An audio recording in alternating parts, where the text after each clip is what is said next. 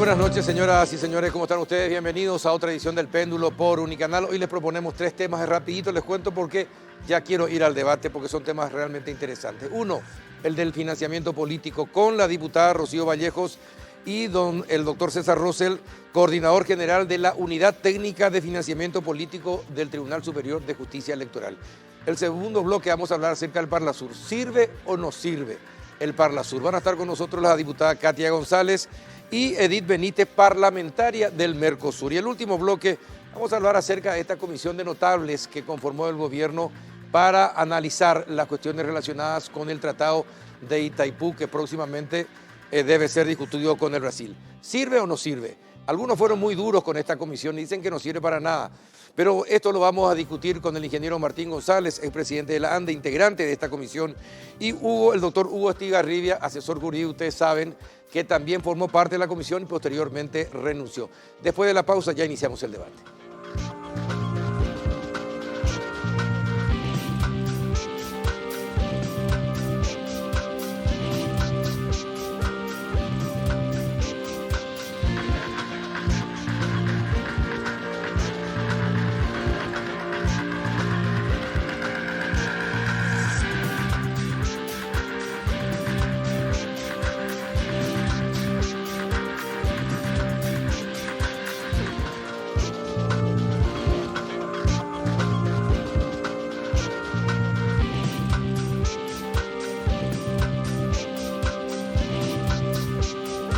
¿Qué tal, diputada Rocío Vallejo? ¿Cómo anda?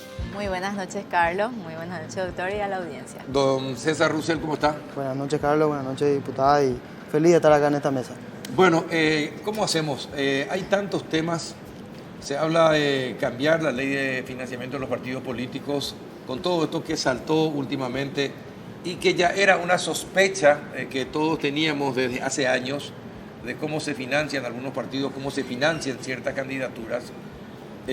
Bueno, ¿qué es lo que podemos hacer para mejorar esta situación y para evitar que el crimen organizado, el narcotráfico, el contrabando, los empresarios que tienen poder económico puedan influir en las decisiones de la gente y financien campañas de gente que finalmente no son representativas y finalmente terminan, si son electos, terminan solamente sirviendo a un grupo y no al país? ¿Qué se puede hacer?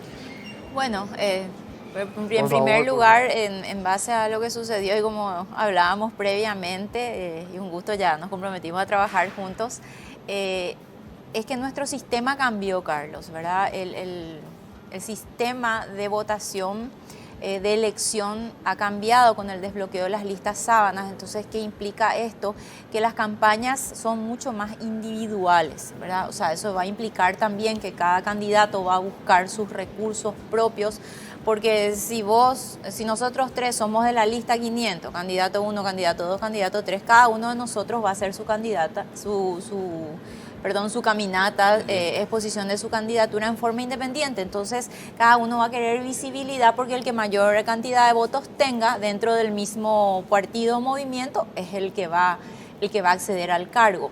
Entonces, eso implica un mayor control e implica necesariamente que debemos modificar la ley en el sentido de incluir al candidato que deba rendir cuentas sobre los recursos que está utilizando, los candidatos dentro de un movimiento. ¿Qué dice hoy la ley? Incluso tenemos una ley, una modificación más de la ley, la 6167 del año pasado, que dice que para las internas también debe existir un control, y en ese sentido habla que los movimientos o partidos o alianzas son los que deben rendir cuentas de los ingresos y de los gastos realizados. ¿Ante quién? Ante el Tribunal Superior de Justicia Electoral, que corre traslado también a la Contraloría General. Le pregunto algo a los dos. Sí. Siendo el Tribunal de Justicia Electoral integrada por representantes de los partidos políticos, ¿cómo confiar en una instancia que finalmente termina siendo juez y parte acerca de este control que se debe realizar? Sí, en ese sentido es una situación que se da, y acá nos va a poder explicar mucho mejor el compañero, que se da a nivel de todos los países, pero estuve viendo legislación de otros países, Chile, Colombia, estuve analizando de Perú, donde también se rinde a este órgano pero dentro de un régimen total de transparencia, donde incluso en una de estas legislaciones, en uno de estos países, los partidos movimientos deben alzar a sus páginas todos sus ingresos, quiénes son sus aportantes, en qué gastan. Es decir, se apuesta mucho al régimen de transparencia en ese sentido y lógicamente eso implica también el control ciudadano, Carlos. Claro, ahora, pero doctor, usted hizo su tesis justamente sobre este tema.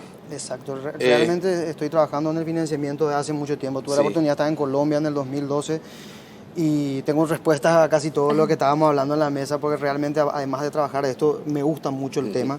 Así que la diputada tiene total razón, estoy muy contento que una diputada tome este nuevo sistema, la iniciativa y más de la envergadura de la diputada Rocío, ¿verdad? Porque realmente todo lo que dijo tiene razón, ¿verdad? El problema del financiamiento y de que las campañas se vuelvan propias a través de esta nueva suerte de desbloqueo y el individualismo que va a traer las campañas políticas es un problema porque el financiamiento se hace mucho mayor. En realidad no hay que cambiar prontamente la ley, lo que sí yo le pediría a la diputada es hacer un estudio completo porque yo recomendaría cambiar el sistema completo. Donde se pueda controlar el sistema de financiamiento político. ¿Qué dice la ley actual? Tanto desde el año 190 tenemos ley electoral en la 834 en el 96, ahí apareció por primera vez financiamiento político, desde el 96. Luego en el 2012 y ahora en el 2018. Son las 3 reformas que se hicieron, todas posteriores. El control siempre es posterior. La justicia electoral, si bien trabaja con 6 entidades, además del control, está la Contraloría, está la CET, está la CENAT, nosotros enviamos a la CENAT la lista de los aportantes, la CEPRELAT y está el BNF y el Ministerio Público. Imagínate, son varios los que queremos mostrar, pero todos lo hacemos, como dice bien la diputada, posteriormente. Sí. Entonces nosotros necesitamos un control antes, durante y después. Exacto. Inclusive un cambio de sistema. ¿Y por qué te digo un cambio de sistema? Porque actualmente el Estado financia una parte. Vamos a hablar solamente de los subsidios, no vamos a hablar de los aportes, que los subsidios son solamente los gastos de campaña, la devolución de gastos de campaña. ¿Y por qué te pongo entre comillas? Voy a explicar bien después. ¿Cuál es el sistema actual para aplicar mal y pronto? Se paga por voto. Desde la nueva ley de financiamiento que migró hacia antes se pagaba por cargo, y depende de tu cargo, ahora se paga solamente por voto. El 2%. Exactamente, se paga actualmente por el voto. ¿Cuánto se paga por cada voto? Y son aproximadamente 12.000 guaraníes, ¿verdad? Es 15% del jornal mínimo, el jornal subió ahora 84. Aunque no haya accedido ese partido movimiento, perdón la interrupción, a ningún cargo. A ningún cargo. Igual le pagamos. Exacto. En otros países solamente si se accede al Se cargo. accede al cargo. Sí, exacto. eso también eso sí migró para el caso del aporte. Antes inclusive pagábamos aportes a los partidos políticos que no llegaban al Congreso Nacional. ¿Y no es mejor así como hacen en otros países, que al que no tiene cargo no se le pague? Bueno, ahí vamos a entrar en un tema ya más, vamos a entrar en un tema más académico y por eso yo opto por migrar el sistema totalmente a algo público. Y me dirán la gente cuando hablamos generalmente con algo público, me dicen, ¿pero vos querés que el Estado gaste más dinero habiendo tanta necesidad en el país? Yo te voy a contar, Carlos, diputada, existen solamente 2 países con sistema de financiamiento exclusivamente privado.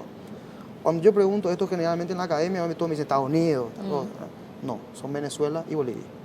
Los únicos con financiamiento exclusivamente privado. El Estado no acompaña. Entonces eso nos debería dar una atención, por eso lo que hablamos anteriormente de cambiar el sistema completo y que el Estado se involucre más, no en financiamiento también, no en control posterior, sino también en entregar el dinero antes y no después. Sí. Entonces podemos hacer un control que sea antes, durante y después a través de un sistema anticipado de control del dinero, entonces podemos tener un mayor Ahora, ¿y cómo controlar qué corporaciones, qué grupos económicos poderosos, qué asociaciones, o incluso grupos marginales no estén presentando o apoyando candidaturas porque obviamente van a tener ventajas posteriormente? ¿Cómo evitar eso?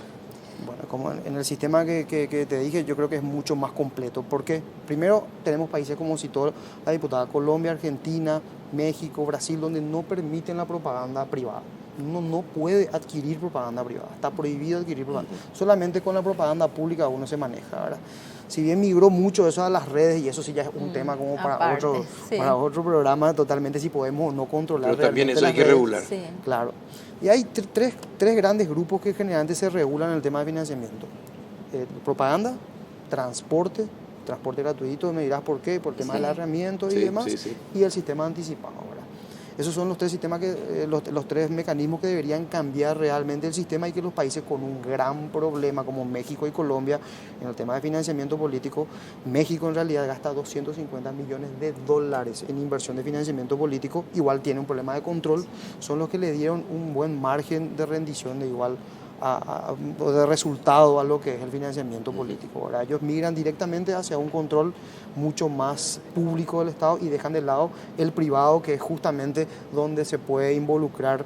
Nadie va a financiar una campaña si no tiene un interés, claro, en lo que te dicen los libros, claro, ¿verdad? exactamente. Entonces se mira un poquito más a en eso. ese sentido, el tema del control, un poco lo que vemos, la gran falencia es que, como vos decís, y lo vemos en todos los países, también el control posterior.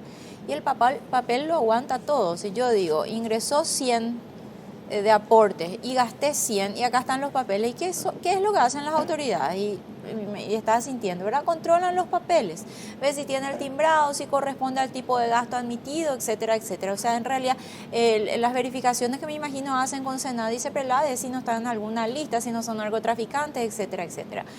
Pero el gran problema y la gran falencia es lo que y se puede entrar, yo estuve entrando en las rendiciones, las generales de algunos partidos, y realmente lo que vimos en las calles, lo que vimos en las redes, lo que vimos en los medios de comunicación de lo que ese partido gastó no condice con lo que se dice que ingresó. Entonces ahí está el gran problema, y bueno, y esa gran cifra que no sabemos cuánto es, y tal vez va a ser muy difícil de controlar del día de la Ahora, gran cantidad. ¿se estaría de lavando dinero a través de financiamiento político? Y es una casuística establecida en los libros, en la doctrina, en Google y en la práctica. Ajá. Pero a ver, el financiamiento político es un buen lugar para lavar dinero sucio. Como dijo la diputada, la verdad que es un poco complejo afirmarte que yo te afirme Claro. eso, ¿verdad? Pero mundialmente, yo se le hice la pregunta a uno de los más grandes exponentes del financiamiento que vive en Suiza. Le pregunté, por favor, si me podría dar una clave que nos ayude. ¿Y en qué países el financiamiento es? No existe lavado de dinero. No existe país en el mundo donde sea perfecto. O sea, no existe un enlatado que podamos traer y podemos solucionar este problema, porque Colombia, porque México tienen grandes problemas de lavado y de narcotráfico, ¿verdad? Ahora, el problema con Paraguay es que estamos cayendo rápidamente en lo que fue México, lo que fue Venezuela y lo que fueron países que rápidamente se convirtieron en presas del crimen organizado. Entonces eso es un peligro realmente. Y si permitimos que el crimen organizado siga avanzando dentro de las instituciones, estamos todos en peligro. A mí, Carlos, es sobre todo por lo que se viene, que son las municipales. Estamos ya a un año de las municipales y me alegra conocerle acá al doctor en estas circunstancias, porque él tiene el conocimiento técnico acabado, y eso es bueno, recurrir al que sabe.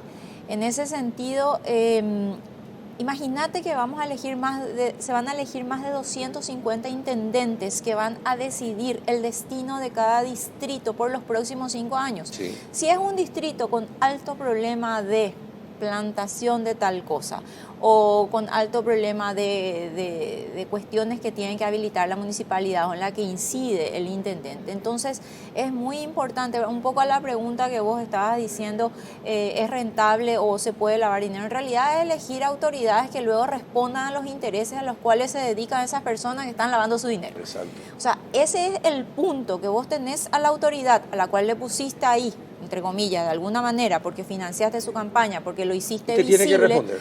Y exactamente, tiene que responder, y vos te dedicas a cosas que probablemente estén fuera del marco legal. Entonces, viene por ahí un poco a asegurar, y eso es lo que tendríamos.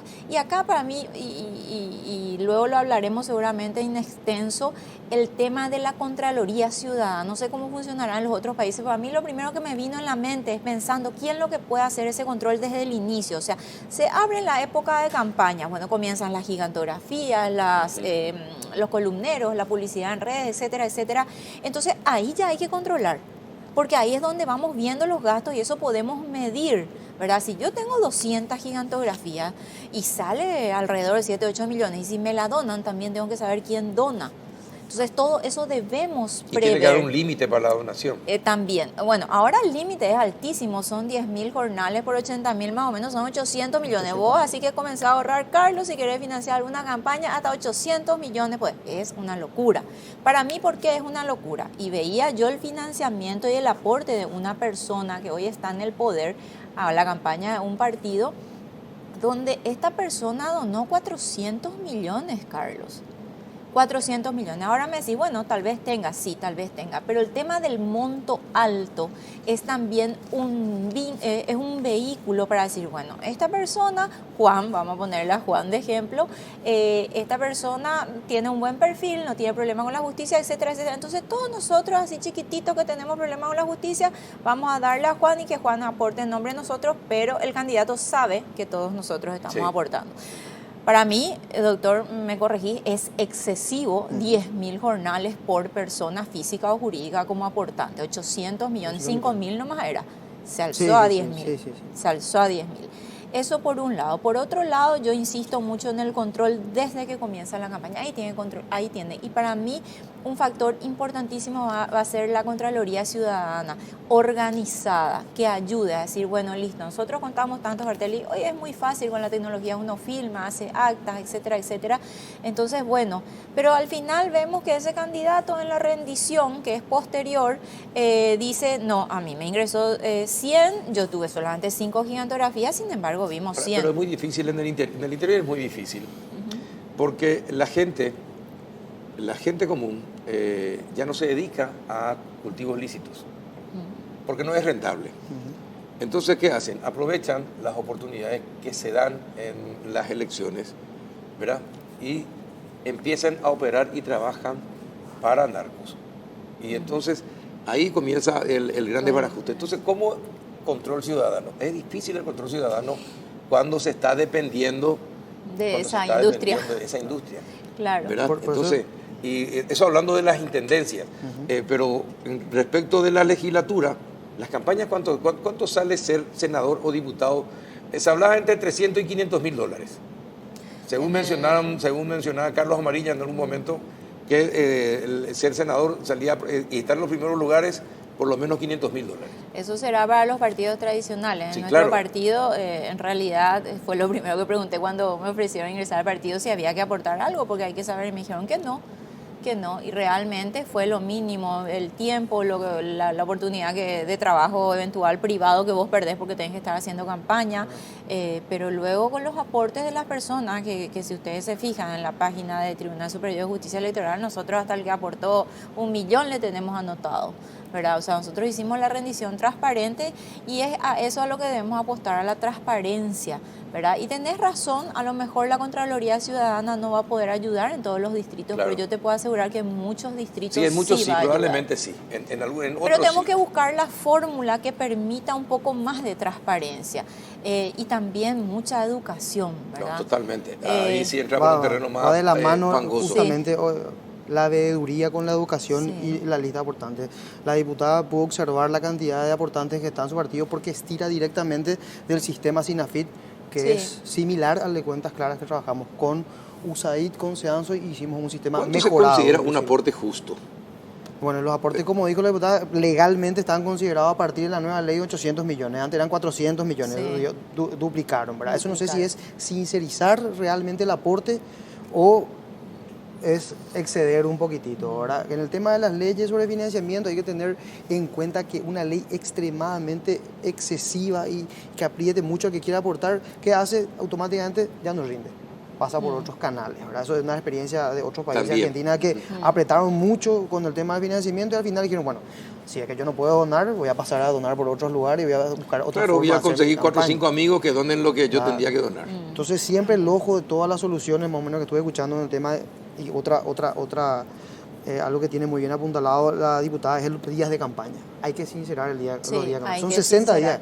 ¿Quién contrata un asesor de campaña en 60 días? Imposible. ¿Cómo vos planeas una campaña en 60 días? Eso tenemos ¿Cómo que modificar. gastás en 60 días? Tenemos que modificar. Eso es una crítica de patriarquía de hace bastante tiempo que ya estuvimos hablando con es imposible. El con tema otros de los espacios para poner las gigantografías, no es que vos el día que podés poner la gigantografía, ese día vos conseguiste, ese día vos pagaste. No, la gente ya está 3, 4 meses antes viendo estratégico, diseñando y pagando los lugares estratégicos en todo el país para poner su gigantografía. Entonces eso hay que flexibilizar, eso tenemos que cambiar, ¿verdad? Porque realmente la misma ley hoy nos está llevando un poco a no sincerar 100%. Entonces hay que hacer las cosas bien y un control desde el inicio. Ahora, doctor, si usted tuviera que citar 3 temas en los que hay que poner énfasis dentro para mejor control del financiamiento político, ¿cuáles serían? Control interna y control interna. Lastimosamente ese es el camino. Como dijo la diputada, la apertura de las listas, una vez pasadas las internas, ahí está el tema. Y si actualmente la interna controla de vuelta al propio tribunal partidario, el Tribunal Superior la única competencia que tiene según la nueva ley 61-67, el artículo 64, es publicar. Sí. O sea, nuestro trabajo es publicar, nada más. Nosotros no tenemos competencia controlar. No, por eso digo. Por eso, cuando nos tiran un poquito la pelota hacia el tribunal, claro, las competencias que nos dan en base al control, la verdad que te diría de ser mayores y que nos den más sanciones sobre todo también. Sanciones, capacidad para sancionar, como estuvimos hablando con el embajador del italiano, él nos está diciendo, ustedes necesitan sancionar, pero necesitan una ley que les ayude a sancionar.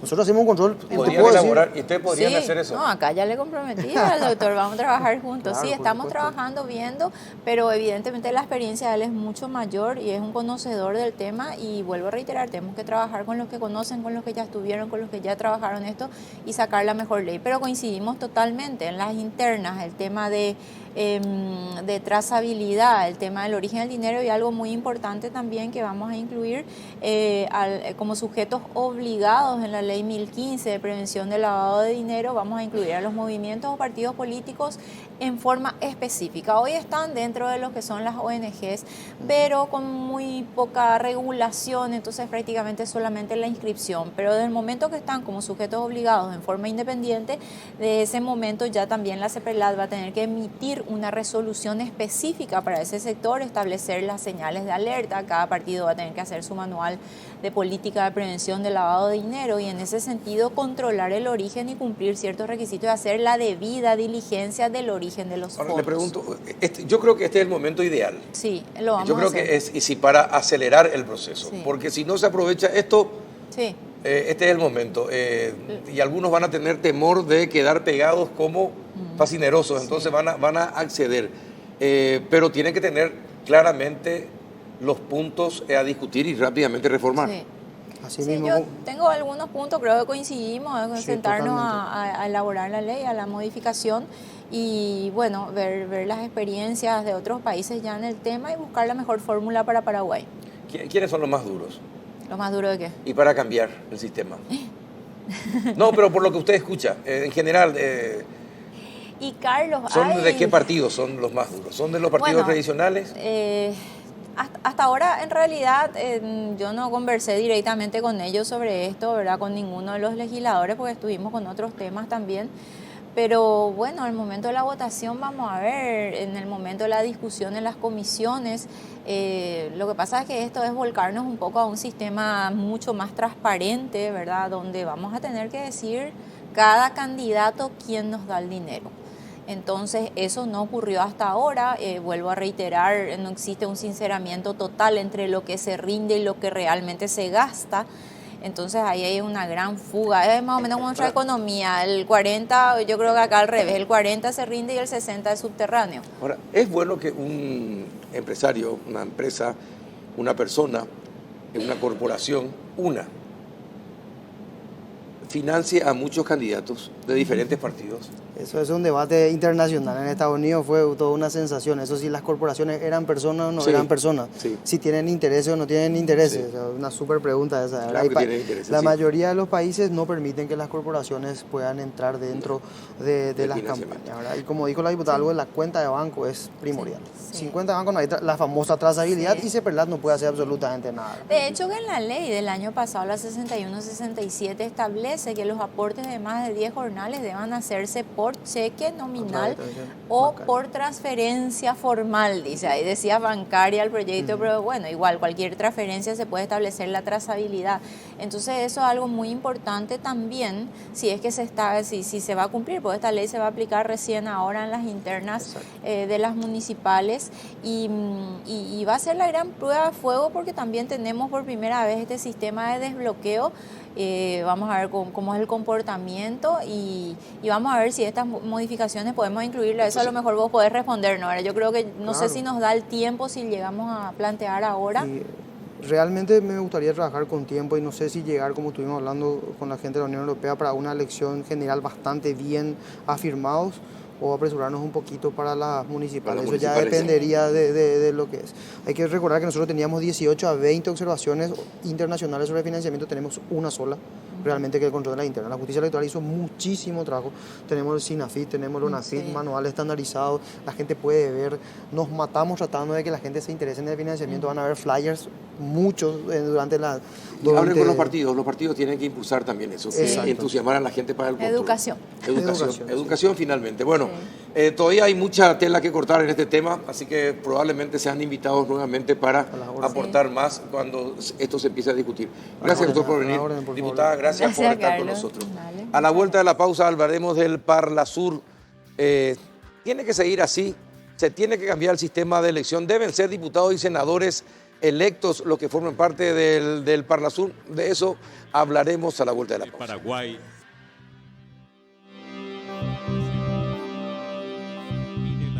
Durante 30 Infocasas, el portal inmobiliario número 1 de Paraguay, tiene para vos una promo imperdible para que seas dueño antes de que termine el año. Durante 30 días podrás encontrar en infocasas.com.py ofertas exclusivas de propiedades de obra nueva para invertir o comprar tu propiedad. Aprovechar la última oportunidad del año para ser dueño, ingresando a www.infocasas.com.py o enviando un WhatsApp al número que ves en pantalla.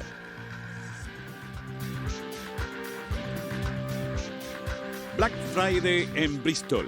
Aprovecha hoy.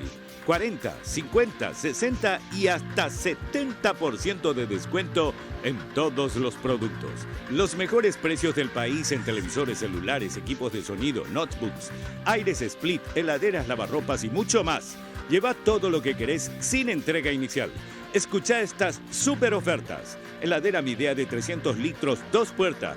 Precio normal, 18 cuotas de 174.000 guaraníes. Ahora, precio Black Friday, 18 cuotas de 119.000 guaraníes. Además, con todas tus compras participás de la promo. Vení y ganá 100 millones de guaraníes en efectivos. Sí, vos podés ser el ganador de 100 millones. Para más información, llamanos al 519-4000. Bristol, la mejor casa de electrodomésticos del país. Disfruta los mejores beneficios con tus tarjetas de crédito Sudameris, Visa y Mastercard clásicas. 10% de reintegro en estaciones de servicio, restaurantes, peluquerías, barberías y spa. Además, obtenés un 50% de reintegro en cines, hasta 3 cuotas sin interés en viajes, hasta 6 cuotas sin interés en talleres mecánicos y hasta 12 cuotas sin interés en tiendas y hogar. Si es cliente Sudameris Elite, multiplique estos beneficios con sus tarjetas Visa Infinite y Mastercard Black. Entérate más en sudameris.com. Si aún no la tenés, solicitala llamando al 416-6000 o en sudameris.com. Sudameris, todo un banco.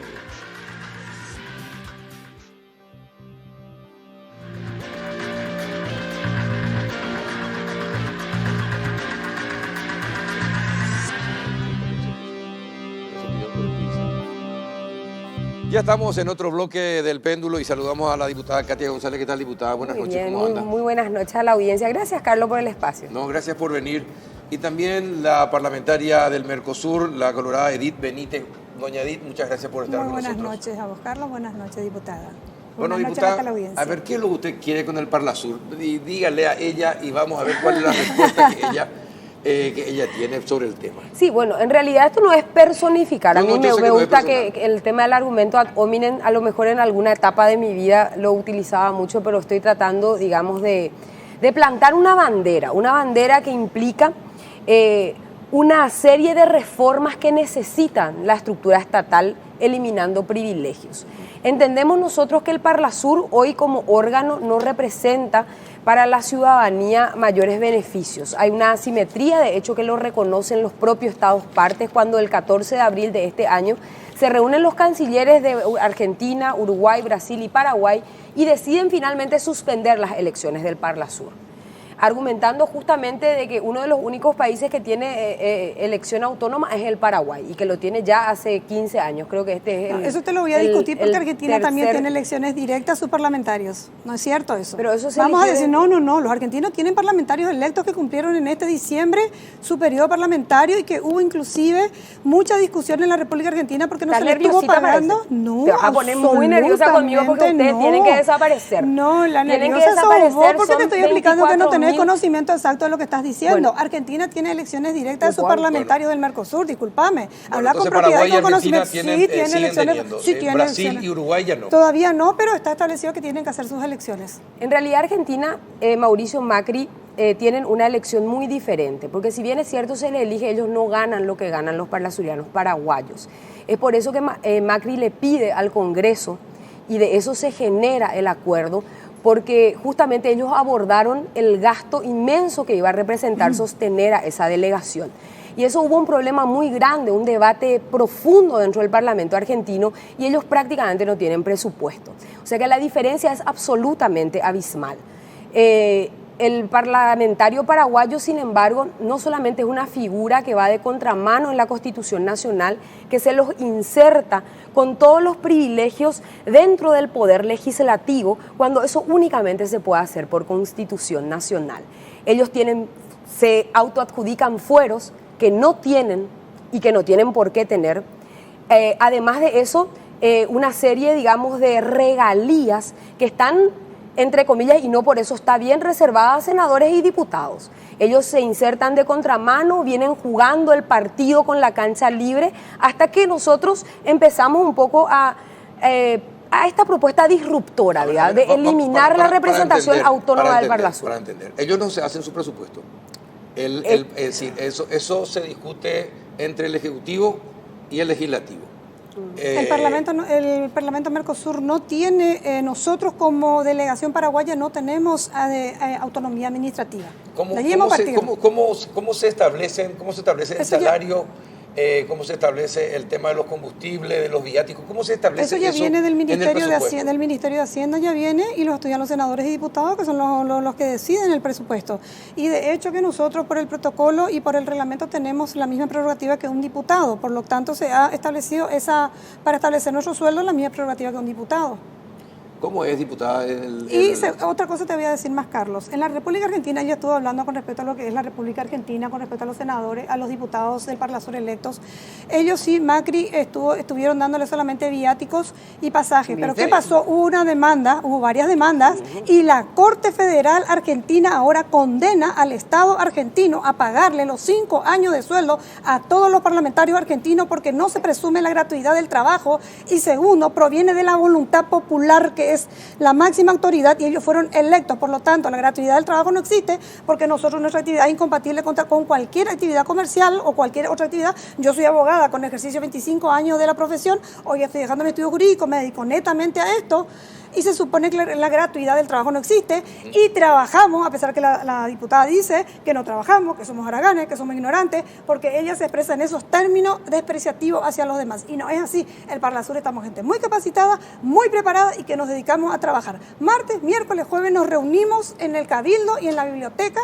Tenemos comisiones, estamos trabajando en la Comisión Hidroeléctrica, estamos trabajando con la Comisión de Entes Binacionales, estamos trabajando con la Comisión de Infraestructura, Comisión de Educación y también se creó una comisión de delitos transnacionales. Lunes, martes, miércoles y jueves nos estamos reuniendo un grupo, inclusive acá yo le traje material, ahora le voy a entregar a la diputada para que se informe un poquitito de nuestras actividades antes de emitir opiniones sin conocimiento de causa. Este es el primer semestre, de otro semestre, todas las actividades, más 80 reuniones, quiero que ella lea, mire y después saque una conclusión si no estamos trabajando los parlamentarios.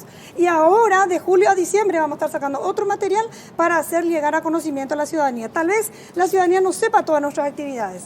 Perfecto. Ahora, diputada. 500 millones de guaraníes en insumo de papel. Mentira, no De es cierto. primer- de Esto, primera ¿sabe qué? calidad. Lo pagamos nosotros en nuestro bolsillo. No seas 500 mentirosa. millones de guaraníes.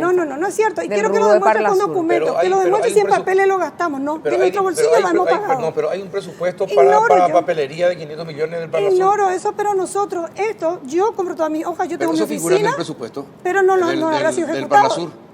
Figura. Yo quiero que ella lo Figura. demuestre si fue ejecutado, pero esto nosotros lo pagamos de nuestro bolsillo los parlamentarios. En ningún momento se pagó de lo que es de lo que es el dinero público. Esto nosotros lo pagamos, nos hemos hecho la colaboración y lo hemos pagado para hacer llegar justamente a la ciudadanía todo lo que significa nuestro trabajo. Ahora, ¿dónde se inserta, desde cuándo se inserta el Parlasur en la ley paraguaya y figura en la Constitución? No figura en la Constitución, esto se hace a través de un protocolo constitutivo que se firma en el año 2005. El primer país en ratificar fue Paraguay, ¿verdad? Y a partir de ahí se Para empiezan que la a gente elegir. entienda, ¿qué es un protocolo constitutivo? Básicamente lo que hicieron fueron reunirse los presidentes de todos los estados constitutivos del Parlasur y dicen, bueno, del Mercosur y dicen, vamos a crear una instancia legislativa deliberativa. Pero obviamente que el Mercosur tiene muchas instancias fallidas y una de ellas es el Parlasur, que actualmente se Ahora, pero reúne 5 o 6 es necesario veces que se tenga una al año. instancia de ese nivel.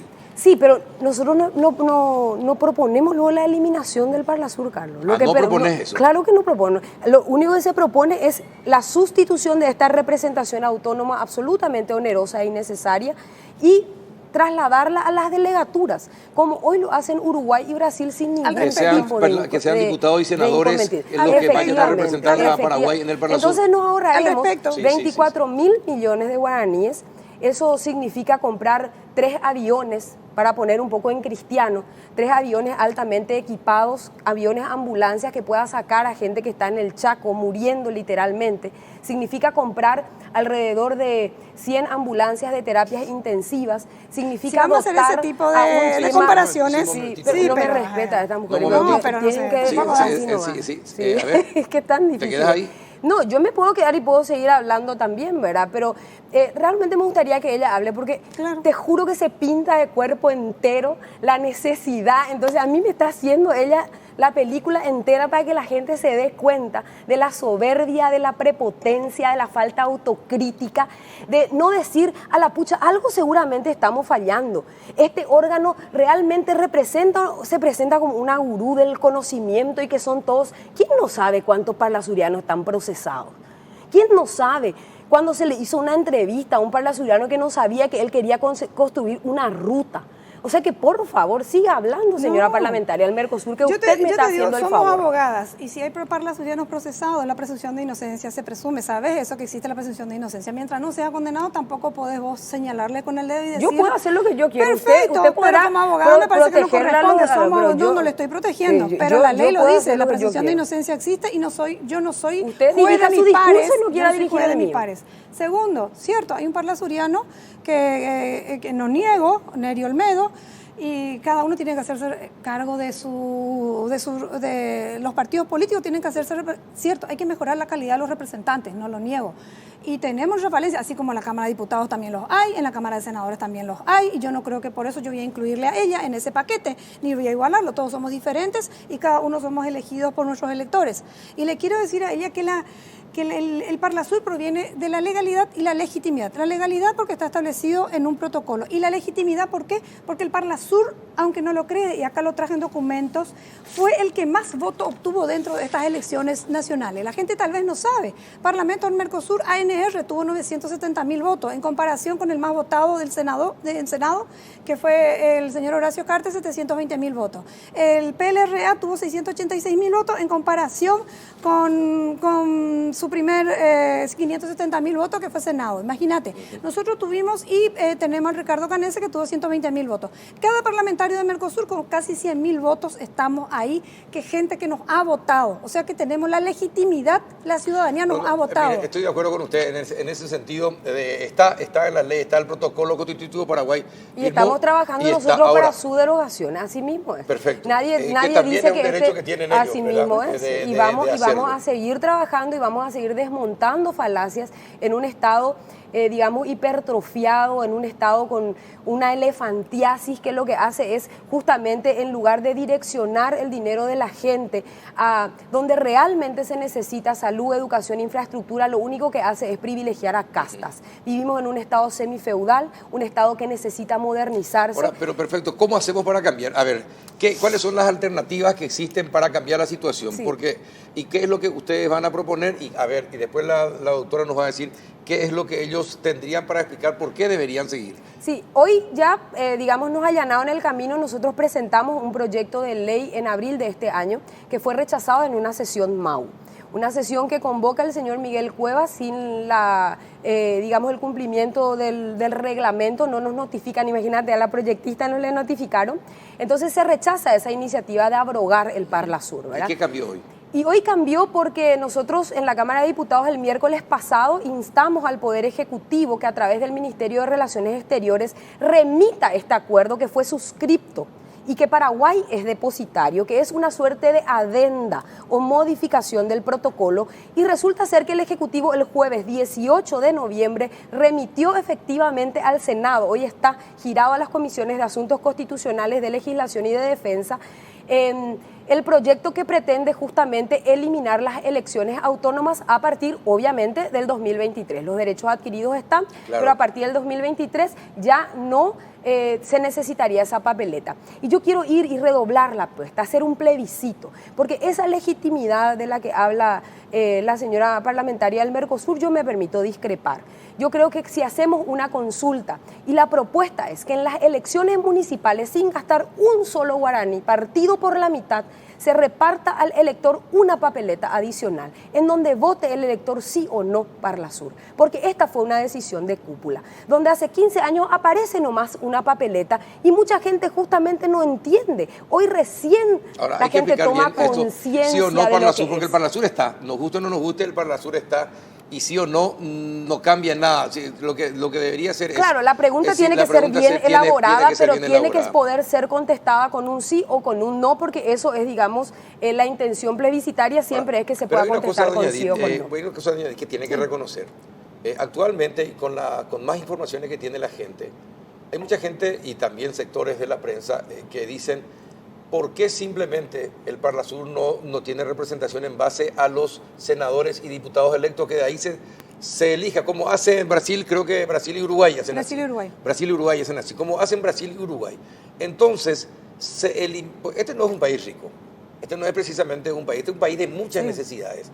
Entonces, como una forma para ahorrar, hay un sector importante que piensa que sí podría ser eliminado y que de entre los parlamentarios podrían surgir los integrantes del Parlasur, y que eso repercutiría en que se disponga de más recursos para financiar cualquier otra cosa. ¿Qué piensa usted al respecto? Bueno, eso sería retroceder. Nosotros ya tuvimos una comisión parlamentaria conjunta. ¿Por qué sería retroceder? Sería un retroceso, ¿por qué? Porque nosotros ya tuvimos una comisión parlamentaria conjunta en esas condiciones, que eran nombrados senadores y diputados y iban a representarnos en el Parlamento al Mercosur. Nosotros, como país pequeño, mediterráneo y pobre, estamos en dos grandes potencias, en un mundo globalizado, donde tenemos que actuar en bloque. Necesitamos un parlamento fuerte, necesitamos tener, cierto, hoy no somos vinculantes, pero tenemos que tener esa característica vinculante. ¿Y cuánto le llevó al Parlamento Europeo llegar a esos 50 años? El Parlamento del Mercosur está gateando, tiene que llevar un proceso. Sabemos que la supranacionalidad, o tener ese poder vinculante o decisión, ese Parlamento del Mercosur, como lo que es un Parlamento Europeo, lleva mucho tiempo. Y eso hay procesos que tienen que hacerse únicamente y tienen que llevarse a cabo. Pero no tiene que ver con el fondo, con lo que le estoy preguntando. Sí, a lo que me refiero es que tenemos que tener dedicación exclusiva hacia esa actividad. Son 18 personas, no es una gran estructura, y es la milésima parte de lo que es el presupuesto. Cierto, sabemos que en un país, pero acá hay muchas otras instituciones también que hay que revisar. Totalmente Parlamento del Mercosur es cuarto de la OA y alguien lo toma como... Totalmente, creo que usted también estará de acuerdo, aunque hay muchas cosas que hay que revisar tanto en Pero por senadores, en supuesto, diputados y en todas las esta va a instituciones. ser la primera gran victoria ciudadana para empezar a eliminar privilegios. Sale lo del Parlasur, Carlos, y tiene que salir lo del cupo de combustible de senadores y diputados. Ellos hoy están recibiendo 4 millones de guaraníes en cupo de combustible. Es una vergüenza. 1.700 millones de guaraníes para contratados. 500 millones de guaraníes para honorarios profesionales. 150 millones de guaraníes. O sea que el presupuesto que hoy maneja es el reflejo de la hipertrofia estatal. Es el reflejo del país de privilegios. Totalmente de acuerdo. Y yo creo con el combustible, pero todos, todos. Pero porque, sí, señor. porque así también... Usted sabe cuál es mi testimonio del combustible, ¿verdad? Totalmente. Así como senadores y diputados, cuando antes de ser electos se pagaban ellos para hacer toda su campaña política, pero apenas asumen, no, resulta que el pueblo le tiene que pagar el combustible. Y hay que derogar el No tiene Parlasur y sentido. después derogar la jubilación VIP. No puede ser que el parlamentario del Mercosur, el senador y el diputado se puedan jubilar después de 10 años de aporte. Tu papá se jubiló con 5, querida, no sé si ya renunció. Es una vergüenza. Ese Tu es un papá se ataque. jubiló con 5, Más está cobrando. loable es lo que yo Bueno, estoy perfecto. haciendo. Porque a pesar de que le voy a afectar a un familiar, estoy luchando No, por él ya esto. tiene derecho adquirido. Porque no, nos señor, engañemos, no es somos así. abogadas ambas, él tiene derecho adquirido. Esas cajas de jubilaciones es deficitaria. No seamos hipócritas. Ya ha No, sido- pero eso yo está no mal. soy hipócrita. Independientemente, No, no, deja la no, hipocresía, no, independientemente de los derechos Pobrecita, adquiridos, no puede ser que pobrecita. un trabajador tenga que Sí, sudar 5 años se 30, jubiló. 35 En años, 5 años se o jubiló. tener 65 años y resulta que un parlamentario ¿En 5 años se con 2 jubiló? periodos, no. Eso es absolutamente injusto y yo creo, Así es. y no soy abogado ni nada, porque ustedes son abogadas, Así ¿verdad? es. Pero el sentido común me dice que es absolutamente injusto eso, y como somos todos iguales ante la ley, no se Así puede, es. eso para mí, por lo menos, es injusto y debería Y eso perdí, revocarse, pero ese no perdí. es el tema. Sí, no es, pero es el comienzo, Carlos. Acá lo que hay que entender es que la eliminación del Parlasur puede constituir para la ciudadanía una idea fuerza donde comencemos a bregar porque los privilegios de los políticos se terminen, porque podamos tener una mirada desde la política conforme al servicio público que debemos ofrecerle a la ciudadanía, que en este momento necesitamos revisar las estructuras, que en este momento necesitamos revisar la calidad de las representaciones y la única manera es plantando alguna que otra cuestión que podamos conseguir. Usted no coincide con eso. No, totalmente de acuerdo que la calidad de las representaciones se tiene que No, pero con la mejorar. con la eliminación Con la del eliminación no estoy Parlasur, absolutamente, estaba no estoy de acuerdo. No estoy de acuerdo con las elecciones porque No es está la de acuerdo en que representación sean popular. diputados y senadores. No estoy de acuerdo porque tenemos el Parlatino, Parlasem, están siendo electos, están teniendo poder vinculante y nosotros vamos a retroceder. ¿Y cómo resulta en Parlatino y Uruguay? Parlasem. ¿Cómo resulta en Uruguay, un país pequeño igual que el nuestro? ¿Y cómo resulta en Brasil?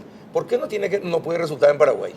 Te cuento que Uruguay no están yendo, le están dando el interés que le tiene que dar al Parlasur, no están asistiendo los diputados, asisten 2, 3 para dar quórum. Perfecto, Y Brasil pero lo mismo, estamos en la misma. A diferencia de la delegación paraguaya que siempre está ahí peleando los intereses. Y nosotros tenemos que pelear nuestros intereses y estamos siempre ahí los 18 y mensualmente estamos sesionando. Mensualmente los 18 parlamentarios es la delegación más disciplinada y más homogénea que hay porque nos manejamos como delegación paraguaya independientemente de los partidos políticos y defendemos los intereses paraguayos, allí estamos defendiendo y trabajando. ¿Y en el tema Itaipú qué dice? En el tema Itaipú nosotros estamos, inclusive acá, mira, estuvimos haciendo un trabajo, acá te presento, el decálogo de la justicia de Itaipú. Estuvimos trabajando fuerte. Hace 8 meses que estamos trabajando con el ingeniero Ricardo Carnese, que es una autoridad dentro de lo que es hidroeléctrica. Estamos trabajando con la Comisión de Entes Binacionales. Tenemos una comisión de hidroeléctrica de Itaipú. Estuvimos trabajando ya en Itaipú, en Yacyretá. Estuvimos trabajando con el presidente de la ANDE. Tuvimos reuniones permanentes. ¿Qué dicen los otros parlamentarios acerca de la posición paraguaya? Inclusive hay una ley, donde 3 parlamentarios del Mercosur somos parte de la Comisión Nacional de Acompañamiento de la renegociación del anexo C del Tratado de Itaipú, que es otro tema. Ahora, pues yo trabajé 8 meses allí y resulta que hay temas movimentistas le pusieron a otro. Para que la audiencia sepa, en el Parlasur, no solamente la delegación paraguaya, el tema Itaipú, ¿cómo se enfoca? Hemos planteado ya en el tema del Parlasur de la defensa de los intereses paraguayos en Itaipú. Inclusive Yacyretá, te puedo decir más, hace poco sacamos una declaración ¿Y qué dijeron los que la argentinos? energía, ¿Qué dijeron los argentinos, tuvimos los con uruguayos tuvimos respecto apoyo con respecto te voy a hablar con respecto a lo que fue Yacyretá porque lo Itaipú está ahora en comisión. Tuvimos apoyo del Parlasur con respecto a la energía que que Argentina está vendiendo a Brasil a nuestras espaldas. Nosotros 5% de nuestra energía en Yacyretá estamos utilizando y el resto se lo está vendiendo Argentina, dispone y lo está vendiendo. Y tuvimos el apoyo en esta última sesión justamente de que Paraguay debe disponer de su energía. La misma cosa, tenemos el respaldo de lo que es nuestra energía con respecto a lo que es Itaipú. Nos estamos haciendo escuchar allí, estamos hablando del tema de hidrovía, estamos hablando del tema del bioceánico, estamos hablando de la circulación, libre circulación de personas y bienes, el paso fronterizo. Ahora vamos a tener otra vez en diciembre que tenemos nuestros compatriotas que vienen y sabemos que 3-4 horas en la frontera. Hay muchísimas cosas que estamos hablando y tratando. No deja de tener razón la diputada. Eso también pueden hacerlo los diputados representantes de Paraguay si son elegidos El parlatino, te cuento que son delegaturas. El parlatino, por ejemplo, que también es una instancia así deliberativa, se eligen de senadores y diputados, se envían representantes. Entonces nosotros tenemos que transitar en primer lugar, repito, un camino de austeridad. Si otra cosa hubiese sido, si la calidad de representación del Parlasur podía realmente desmeritar todo el argumento que fortalece este pedido. Porque realmente yo no escuché ni una propuesta. Ella dijo que tuvieron el apoyo, ¿verdad? Pero ¿dónde hay una propuesta que realmente en una crisis como la que se generó en mayo, el Parlasur haya salido a tomar una posición a favor de los intereses paraguayos? Y tuvimos una crisis importantísima con el acta secreta de Itaipú. Y que no me digan que no. ¿Dónde están las propuestas que puedan hacer que realmente nuestra soberanía energética, que es un bien estratégico, geopolítico y geoeconómico, hoy esté siendo abordado por los parlasurianos? Sí, fue abordado. ¿Y qué se trató? ¿Qué se pasó a comisión, se están haciendo los estudios pertinentes, pero pedimos que se declare el respeto a nuestra soberanía, ¿no? Pues tiene todo su proceso. El respeto a la soberanía energética nuestra. Estamos trabajando principalmente acá a nivel nacional, nosotros de lo que es para la disposición de nuestra energía. Estuvimos apoyando fuertemente lo que es las obras de infraestructura que deben hacerse para que el 2023 podamos sentarnos y negociar con autoridad con lo que es con el Brasil, y principalmente allí vienen indefectiblemente la interconexión y sincronización Yacyretá, porque hoy sabemos que estamos trabajando en diferentes frecuencias y Itaipú y Yacyretá no están interconectados y la mayor parte de nuestra energía están llevando a los argentinos. Desde el momento que nosotros traigamos nuestra energía, podamos disponer independientemente. Sí, claro, nuestro 50% así como se tiene en Itaipú. Sí, pero tener nuestra propia llave. Así mismo. No, y Yacyretá también. Yacyretá tiene que estar interconectado de manera que nosotros no está dando el diagnóstico, no está dando la solución ni la propuesta. Solo el diagnóstico que conocen los 7 millones de paraguayos. No sé si los y todos 7 millones. Estamos trabajando. En realidad, la propuesta es clara, es concreta, son 24 mil millones de guaraníes, son más de 32 millones de dólares que en todos estos años, digamos en la última década, se ha gastado en el Parlasur. Porque se ha gastado, no se ha invertido. ¿Pero qué dicen los otros representantes de los partidos políticos en la Cámara de Diputados? Los liberales y colorados, ¿qué dicen? Hay cada vez menos resistencia. Porque la gente está comprendiendo cómo viene la jugada. Entonces yo hago votos porque el Senado trate de manera perentoria el proyecto remitido por el Ejecutivo y que se haga el circuito. ¿Qué dice el Partido Colorado al respecto? Usted habló con... Usted de Colorado Ñeteté. En Colorado Ñeteté se discutió el tema, se trató el tema... se habló del tema. Y mira, a nivel de los congresistas tuvimos pleno apoyo en aquella sesión justamente que ella menciona, pero salió justamente en el tema de esa firma del acuerdo entre cancilleres que ni siquiera nosotros nos tomó. Pero ese acuerdo de cancilleres queda en un simple acuerdo hasta que no sea aprobado por los 4 congresos y 30 días después recién queda en vigencia, que fue la suspensión de las elecciones. Así mismo es por protocolo. Pero en el movimiento, ¿cómo es? ¿Es seguir apoyando que el Parlasur sea electo de manera diferente? Que no sea, y hasta hoy seguimos teniendo un apoyo pleno del movimiento. En el movimiento se sigue pensando de esa manera. Sí, por supuesto. Y bueno, y vamos a ver, en algún momento se va a discutir esto seguramente en el Parlamento. No, ahora, a mí me da mucha risa la cohesión que existe en Añeteté, porque imagínate que la propuesta de Añeteté, acá el presidente Mario Abdo negocia con Macri la eliminación de la representación autónoma. Y acá la Parlasuriana le dice que tiene pleno apoyo. Y no es cierto. Pero ¿cuál es el proceso que tiene porque que llevar el propio presidente de la República fue el que plantó esta bandera y dijo no a las elecciones del Parlasur. Bueno, y es una cuestión que el Colorado eso tiene que pasar por los 4 congresos, ser aprobado por los 4 congresos y 30 días después recién queda firme.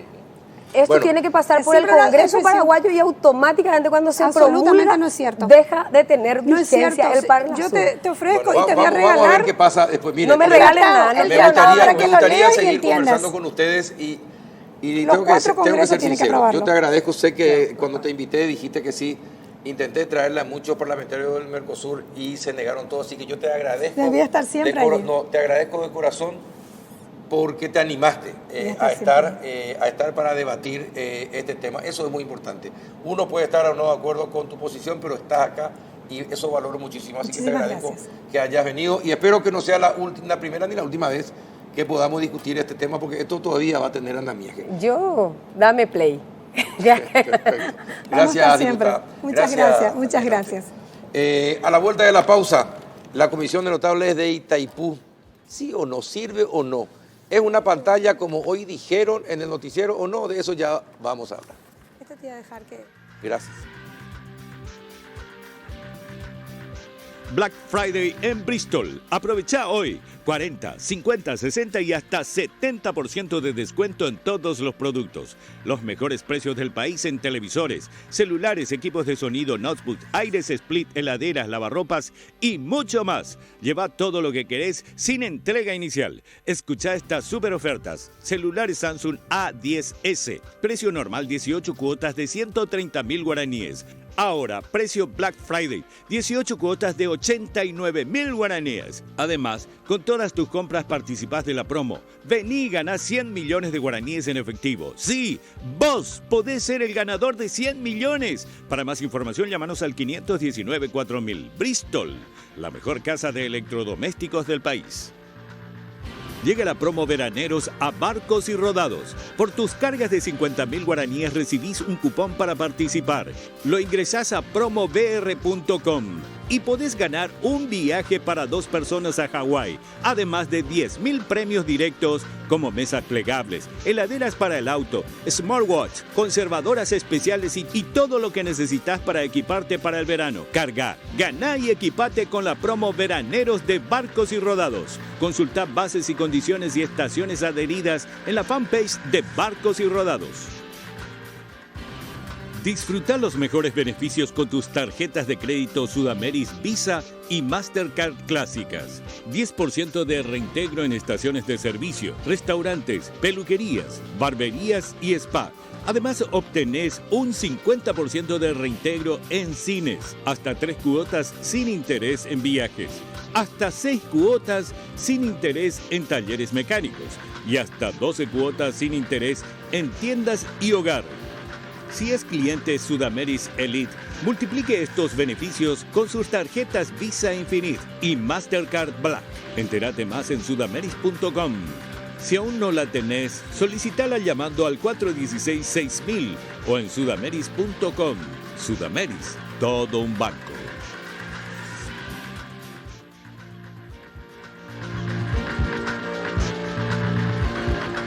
Ya entramos en el último bloque del péndulo. Mientras esperamos que llegue el doctor Hugo Estigarribia, ya estamos con el ingeniero Martín González. ¿Qué tal, ingeniero? ¿Cómo anda? Sí, buenas noches, Carlos. Buenas noches a la audiencia. Gracias por la invitación y aquí estamos. Bueno, estuvimos hablando con gente que estuvo en esta comisión de notables y después se retiró. Y la semana pasada habíamos hablado con el doctor Ricardo Rodríguez Silvero. Sí. Y fue muy, pero muy duro en sus expresiones. Dice que este organismo prácticamente no sirve para nada, no tiene poder de decisión ni aconseja nada.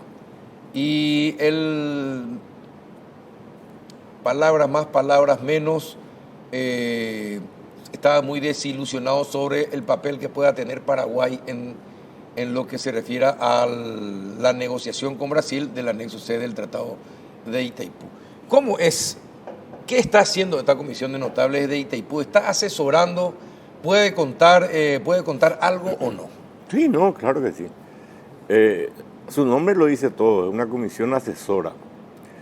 Y asesora, digamos, lo único que está establecido con plazos dentro del tratado, que es la renegociación del anexo C, donde se fijan, digamos, el costo unitario del servicio de electricidad. Y efectivamente, pasamos, digamos, un buen tiempo en la ecualización de la información.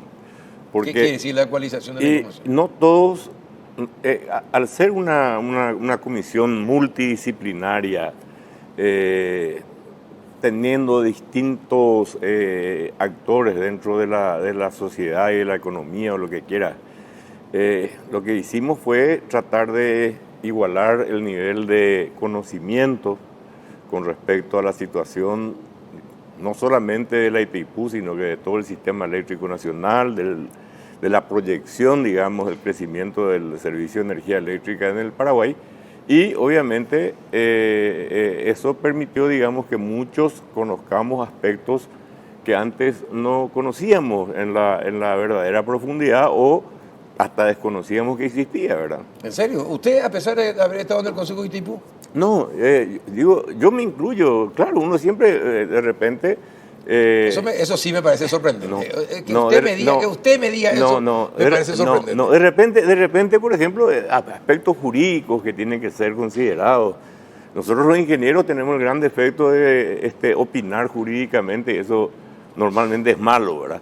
El jurista tiene su especialidad y bueno, todo este proceso de una renegociación de la importancia que tiene requiere, digamos, aprender también a escuchar los puntos de vista de otros actores que tienen otras ideas que para que la ciudadanía tenga en cuenta. Hoy en día Itaipú es un tema prácticamente obligatorio en todas las casas de los paraguayos.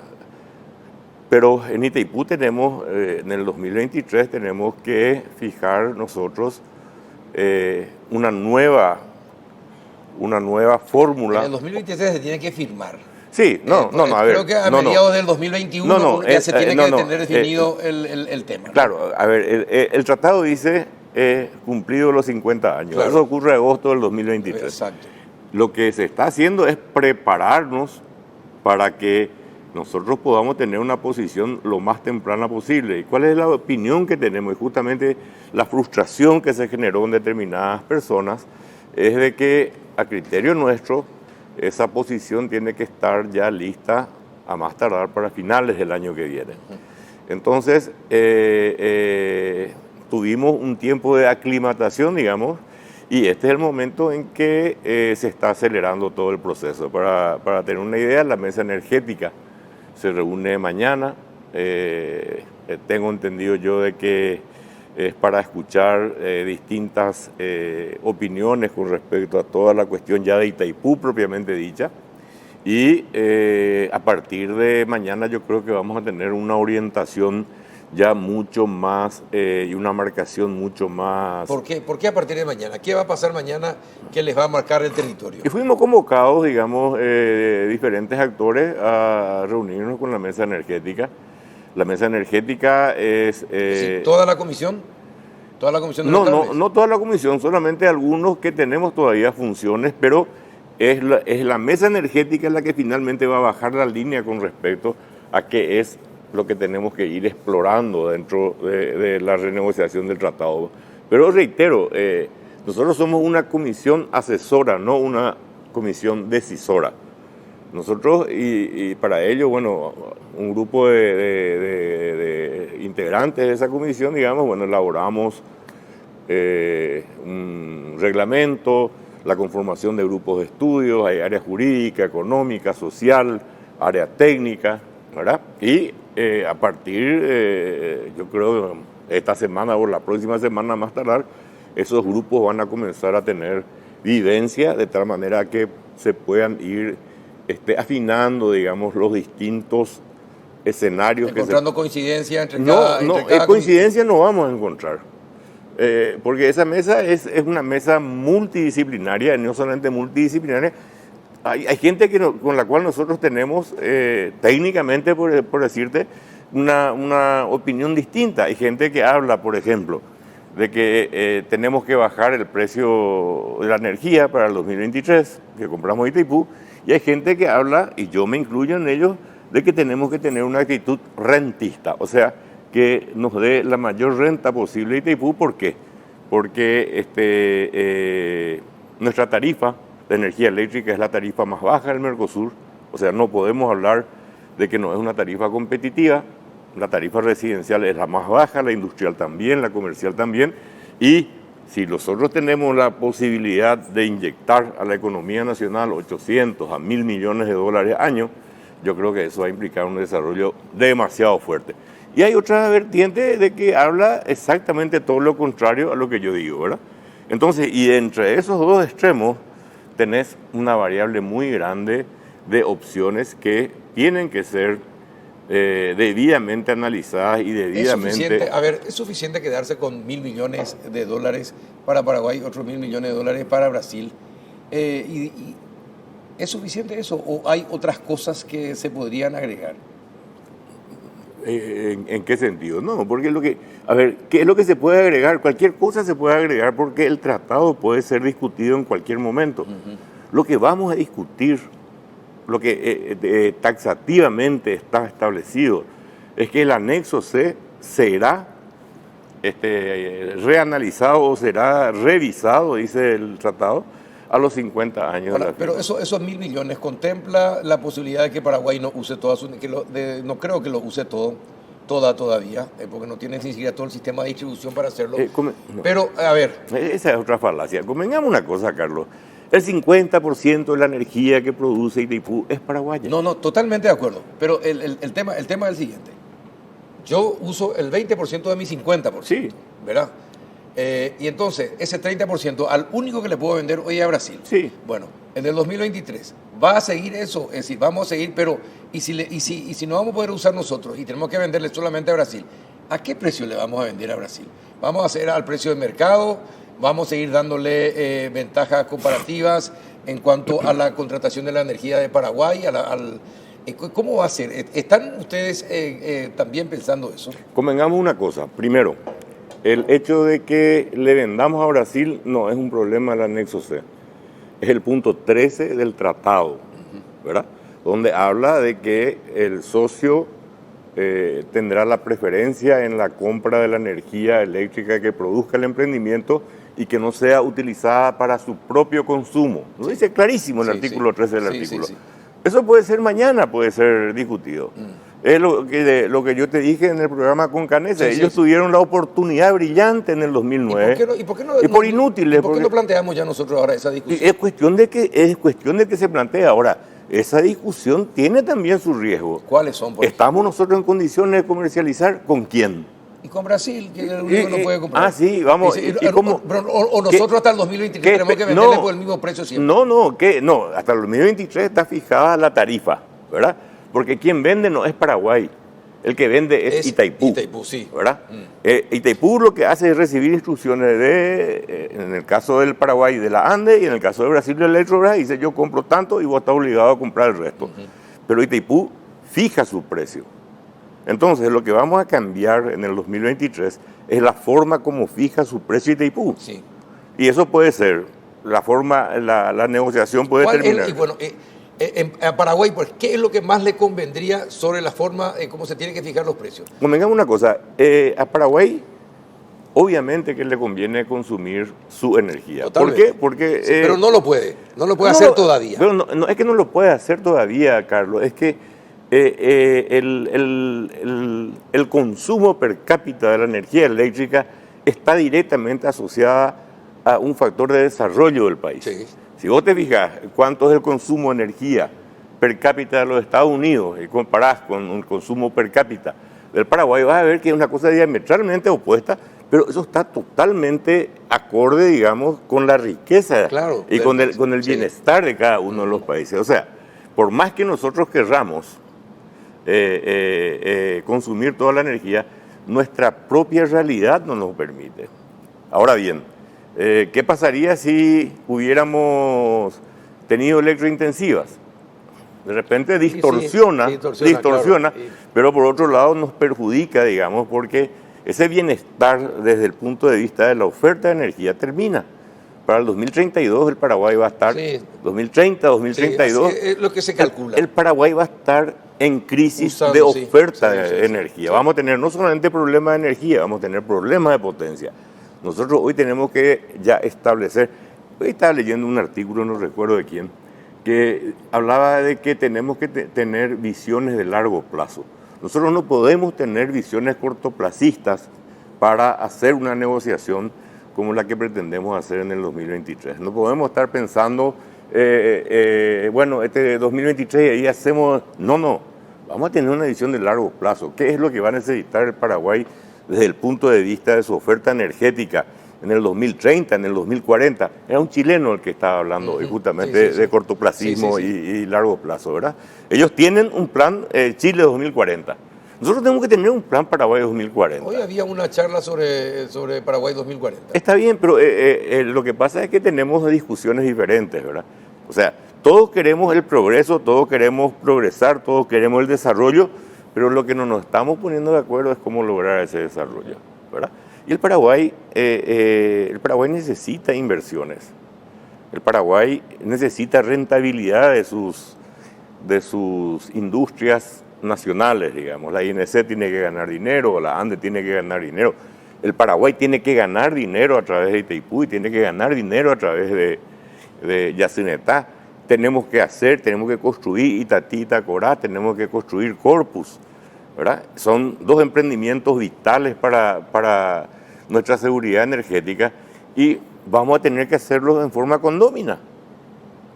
Nosotros, para construir Corpus o para construir Itatí, Itacorá, tenemos que volver a negociar con los hermanos argentinos, volver a sentarnos en la mesa y volver a establecer, yo creo ya hoy con la experiencia que se tiene con respecto a toda la vivencia que tiene el Paraguay con las dos binacionales, yo creo que podemos lograr un buen acuerdo, ¿verdad? Así, en el grupo, en esta comisión, Sí. ¿qué llegaron ya a un punto de decir qué es lo más conveniente para Paraguay? No. Todavía no llegaron a ese nivel. No, o sea, te explico, tenemos diferentes opiniones, pero lo que es más importante es que estamos y hemos absorbido, digamos, un nivel de información importante. El propio Ricardo Rodríguez confesó, yo escuché cuando él estaba hablando, creo que contigo, Sí. confesó que, bueno, él se había desayunado, o sea, había adquirido, digamos, un conocimiento que no tenía con respecto al sector eléctrico nacional. Y desde ese punto de vista, él mismo lo reconoce que sacó un provecho importante dentro de la comisión. Y yo creo que Ricardo vuelve, ¿verdad?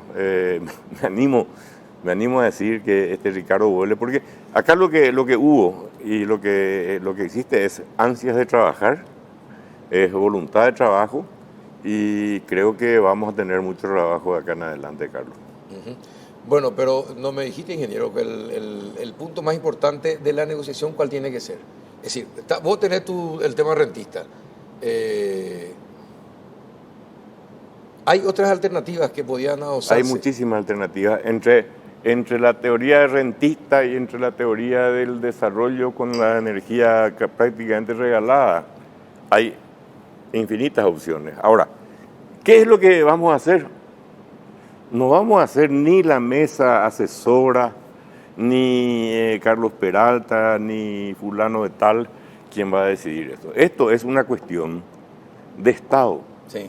Esto no es una cuestión de gobierno, no es una cuestión a la cual le podamos decir el Ministerio de Obras Públicas, que tiene a su cargo las binacionales y la ANDE, es la que va a decidir qué vamos a hacer con él. No. Acá de todos los paraguayos. hay que consensuar con los actores políticos, hay que consensuar con los actores económicos, hay que consensuar con los actores sociales y en función a ese consenso trabajar. Y también hay que tener en cuenta lo que Brasil va a plantear. Obvio, no, lo que Brasil va a plantear es básicamente, lo sabemos, Brasil lo va a plantear lo más barato posible, porque a Brasil le conviene. Y, bueno, ¿y a Paraguay qué es lo que le conviene?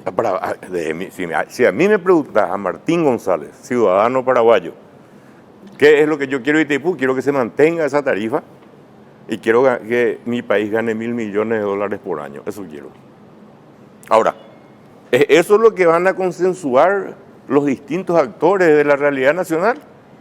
No sé, a lo mejor hay un intermedio.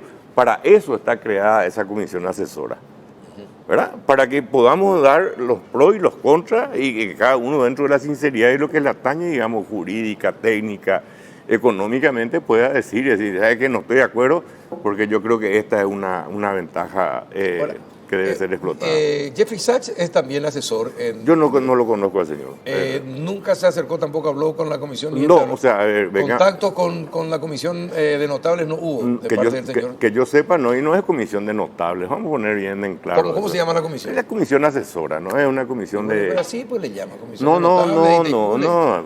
Disculpa, si es comisión de notables, yo me siento extranjero en esa comisión. Somos un grupo de gente. ¿Qué tal, Hugo? ¿Cómo estás? Bueno, ya llegó. Acá, como lo definió Hugo Varios Pinto, ¿verdad? En el cual estamos de diversas. Él dijo que iba a llegar sobre el final y llega. De diversas formaciones, y bueno, y estamos para discutir. Lamento que no esté Hugo Estigarribia, gran amigo. Lamento que no esté. Doctor, ¿cómo estás? Todo bien, pero yo tenía un compromiso anterior. No, está bien, sabíamos que ibas a llegar. Pero para el final llegaste. Bueno, pero ¿y por qué saliste? ¿Vos estabas en la comisión? yo te voy a ser sincero, realmente yo fui engañado cuando me invitaron. A mí me dijeron que iban a ser 12 personas y finalmente...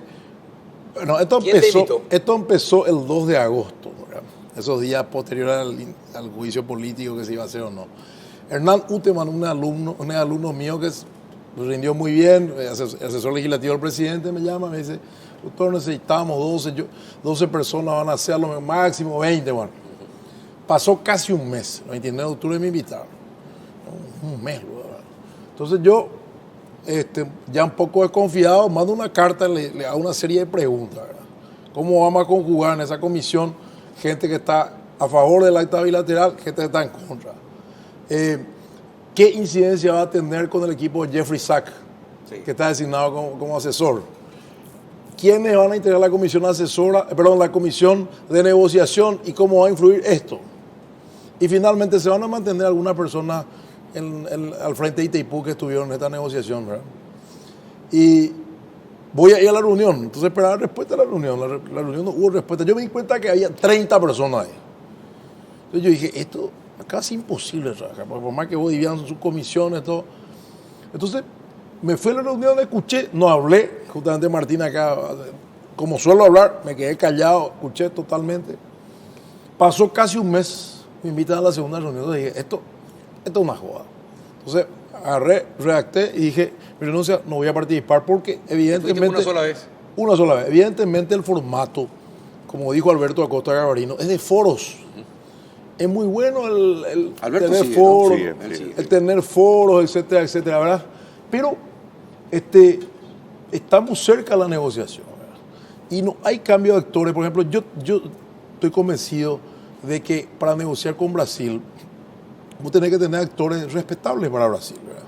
Como toda teoría de la superpotencia que maneja Brasil, maneja Estados Unidos, tenés que tener gente de fuste. Y yo, por ejemplo, tengo crítica, y por eso Beto Velar me baja la caña cuando puede, ¿verdad? Tengo crítica a que su señora sea directora jurídica de Itaipú. Nosotros hemos tenido como director jurídico de Itaipú, hace poco, en el gobierno de Cartes, al doctor Luis Breuer, máster en Harvard, muchacho preparado en Derecho Internacional, ¿verdad? Fue embajador ante la LADI, trabajó en estudios jurídicos importantes. Antes de él, Benigno López, máster en Georgetown, respetado. Antes de él, Eusebio Ramón Ayala. Entonces yo, por ejemplo, diciendo, nombra una consejera de Itaipú, una gran jurista como María Antonia Wynn, pero dirección jurídica mantiene el mismo equipo. Yo no estoy de acuerdo con eso. Yo, sin embargo, discrepo. Está correcto, está. Por eso discrepo, te digo.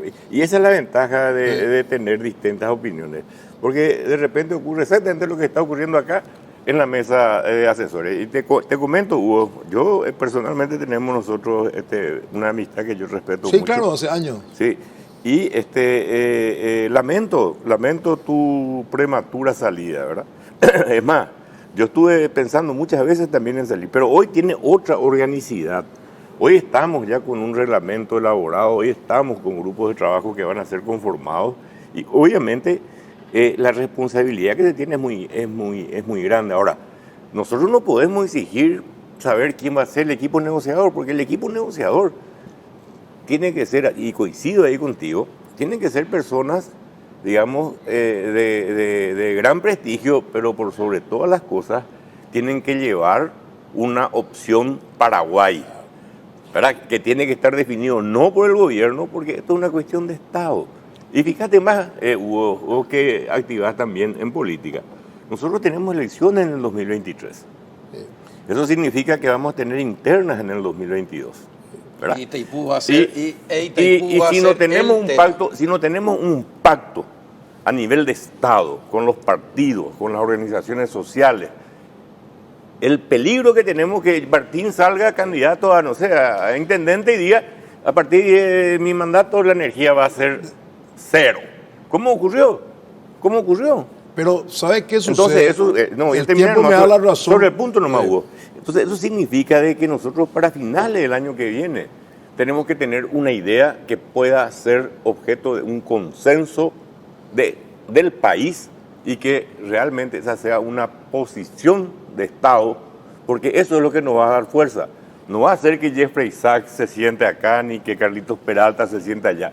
Lo que nos va a dar fuerza a nosotros es tener una posición paraguaya y no salir nuevamente con una opción y los tirotadores de siempre, los vendepatria, los alquila fiestas, los tal cosa.